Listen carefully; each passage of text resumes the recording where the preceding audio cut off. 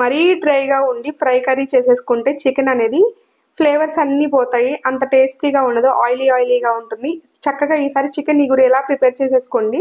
Taste అయితే చాలా బాగుంటుంది. ముందుగా 5 టేబుల్ స్పూన్స్ వరకు ఆయిల్ యాడ్ చేసిన తర్వాత ఒక స్టార్ అనీస్ అలాగే 1 టేబుల్ స్పూన్ వరకు జీలకర్ర యాడ్ చేయాలి. ఇలా స్టార్ అనీస్ యాడ్ చేయటం వల్ల ఈ ఫ్లేవర్ అంతా చికెన్లోకి మంచిగా దిగుతుంది. ఇప్పుడు ఒక పెద్ద కప్పు ఆనియన్స్ అలాగే 4 పచ్చిమిర్చి చీలికలు కూడా యాడ్ చేసేసి మంచిగా ఫ్రై అవ్వనివ్వాలి. దీంట్లోనే 1 టేబుల్ స్పూన్ వరకు అల్లం వెల్లుల్లి పేస్ట్ కూడా యాడ్ చేసేసుకొని ఫ్రై చేసుకోవాలి.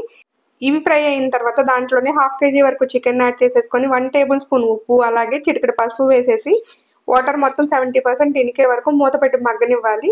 70% నీరంతా ఇనికిన తర్వాత దాంట్లో 1 కప్పు వరకు పుదీనా, పావు కప్పు వరకు టమాటా తరుగు, 2 టేబుల్ స్పూన్స్ కారం, 1 టేబుల్ స్పూన్ ధనియాల జీలకర్ర పొడి, అర టేబుల్ స్పూన్ వరకు గరం మసాలా వేసేసి 2 నిమిషాలు అలా మగ్గనివ్వాలి.